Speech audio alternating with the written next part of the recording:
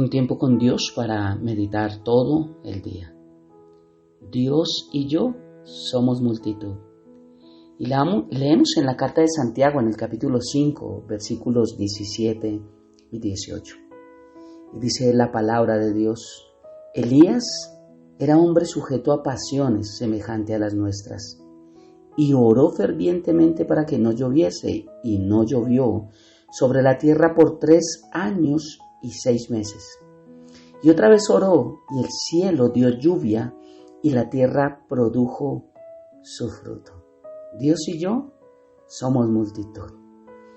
Y estos versículos encabezados nos muestran cómo Santiago, el primer pastor de la iglesia en Jerusalén, saca a relucir la oración de Elías. Dice que era un hombre sujeto a pasiones semejantes a las nuestras. Nos muestra que no era un hombre perfecto, pero sí era un hombre de oración. Y es que mientras estemos conectados con Dios, realmente podemos salir adelante en cualquier cosa que nos propongamos, mientras hagamos las cosas correctas y estemos tomados de la mano de Dios. Pero déjame mostrarte un poco lo que Elías hizo, y cuando leemos el primer libro de Reyes, capítulo 18, del 20 al 40, el cual no voy a leer, nos habla un poco acerca de lo que él hizo, del valor que tuvo él. Es una historia que es muy hermosa, que realmente emociona, que nos motiva a ver cómo tenemos un Dios tan grande que si Dios está con nosotros, repito, Dios y yo somos multitud. El profeta Elías estaba aquí frente al pueblo de Israel. El pueblo de Israel estaba gobernado en este tiempo por el rey Acab. El rey Acab estaba casado con esta mujer Jezabel, una mujer que tenía un espíritu incorrecto. La Biblia habla acerca del espíritu de Jezabel. Ella era quien ordenaba a Acab lo que debían hacer, cómo se debía hacer, en la forma que se debía hacer y en el tiempo que se debía hacer. Y el profeta Elías estaba anonadado, por así decirlo, por tanta idolatría que había en el pueblo en este tiempo. La gente estaba apartada de Dios y él quería sacar al pueblo de la ignorancia y hacerle saber la verdad acerca de quién era el verdadero Dios, lo dice el versículo 21. Y yo quiero destacar la valentía que tuvo Elías, así como en un momento él se acobardó y fue y se escondió. Aquí me muestra la valentía que tuvo. Y es que veo que como humano, teniendo flaquezas y teniendo pasiones semejantes a las nuestras, nos muestra que realmente la perfección está en Cristo únicamente, pero que hay momentos que cuando estamos realmente en oración y con Dios anclados, Dios y yo somos multitud, y en este caso Dios y tú eres multitud.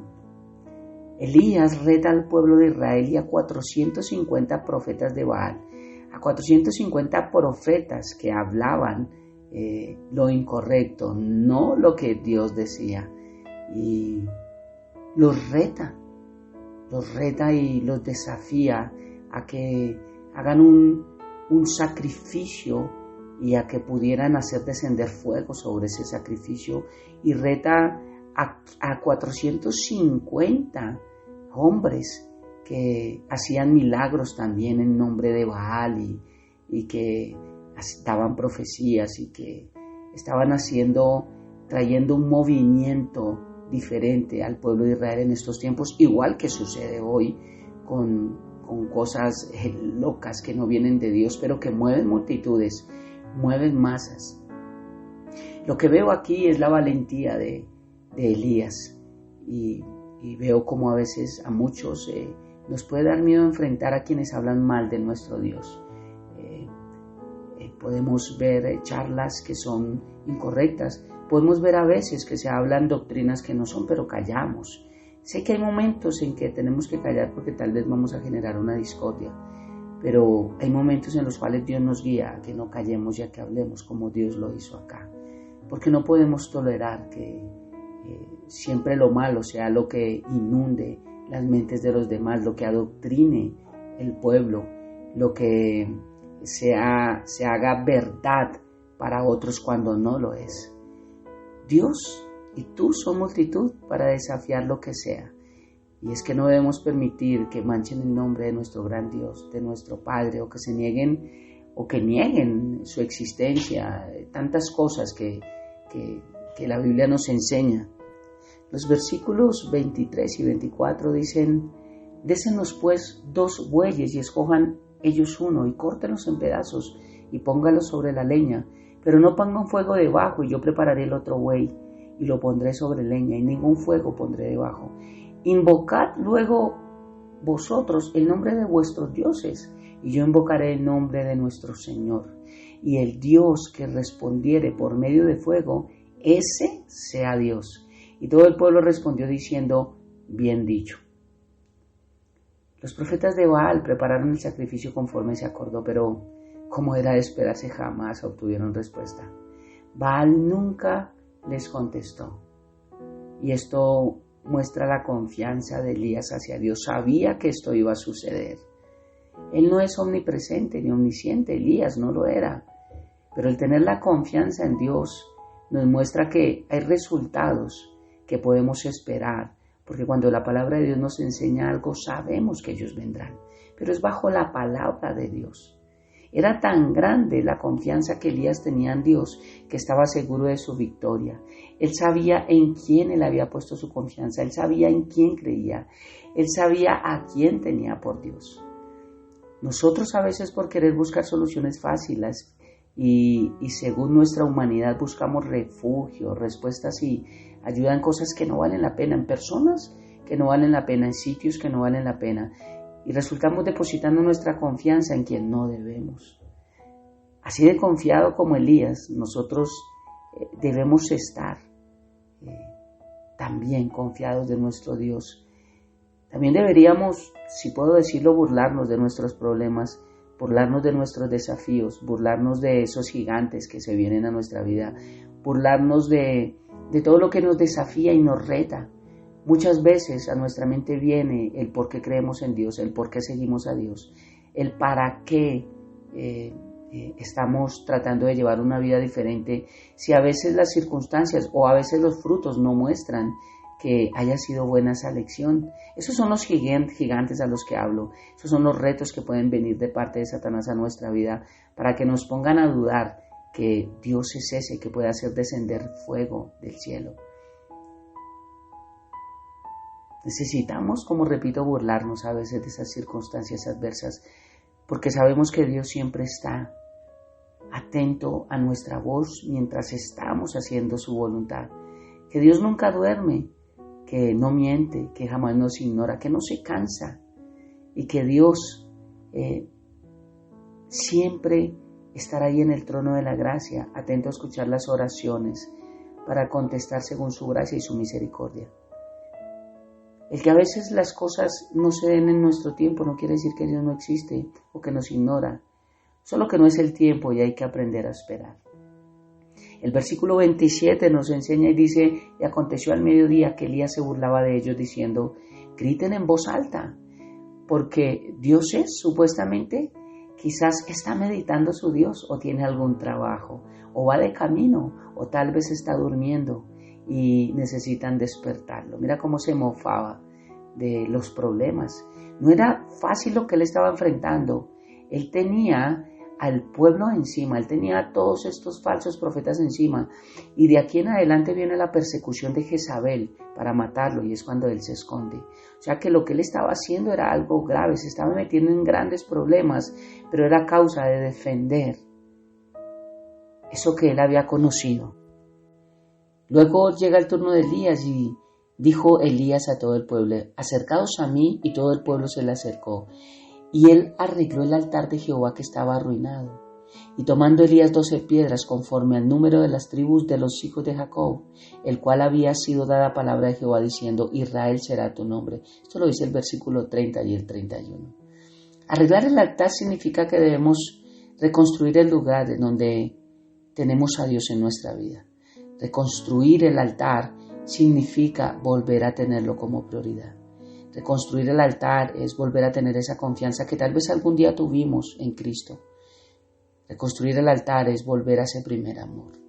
Reconstruir el altar es volver a tener esos tiempos de oración, es volver a tener esos tiempos de lectura de palabra, es volver a tener esos tiempos de congregación, es volver a tener esos tiempos donde nuestra fe aumentaba a través de oír la palabra de Dios.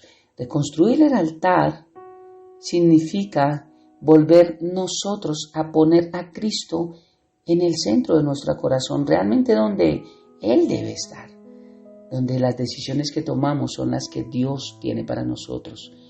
Estar en el camino correcto. Eso es poder arreglar ese altar.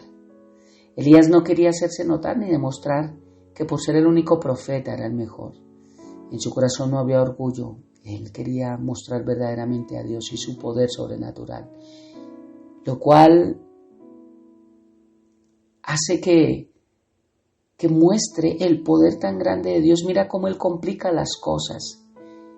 Él dice que en medio del holocausto mojaron la leña, que le echaran agua y que él sabía que su Dios iba a hacer descender fuego, y fue precisamente lo que pasó.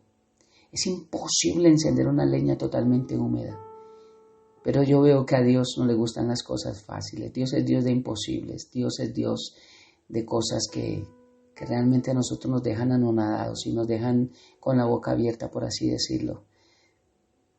Realmente Dios es el mejor y Dios actúa en maneras sobrenaturales. Finalmente Elías oró a Jehová y Él respondió, cayó el fuego. Nosotros no tenemos por Dios a cualquiera. Él es el dueño, el Señor, el Creador, Él es el soberano. Y Dios y yo somos multitud, no importa qué problema estemos pasando, no importa si a veces el hablar la gente se va, no importa si a veces por el decir la verdad la gente se incomoda, no importa lo que suceda. Mientras Dios esté contigo, Dios y tú son multitud, eso es lo que importa. Así que, sea cual sea la dificultad, tú puedes decirle a ese monte, quítate y échate de aquí, porque realmente quien está contigo es el Dios Todopoderoso. Oremos. Padre eterno de gloria, gracias por esta hermosa mañana, gracias por este día, gracias por tu palabra. Y gracias por mostrarnos la valentía de un hombre que era sujeto a pasiones semejantes a las nuestras, pero que era un hombre que oraba y te buscaba. Un hombre que te puso en el lugar correcto. Un hombre que arregló el altar. Un hombre que tenía las prioridades en orden. Un hombre que volvió a ese primer amor, y es tal vez lo que muchos necesitamos. Un hombre que entendió que tú eres el creador, el dueño de todo, que eres soberano y que tienes el poder suficiente y la autoridad suficiente para vencer cualquier obstáculo. Te amamos y te bendecimos, Padre. Dejamos este tiempo en tus manos, habiendo orado a ti. En el nombre de Jesús y bajo el poder de tu Santo Espíritu. Amén y amén. Bendiciones del cielo para todos.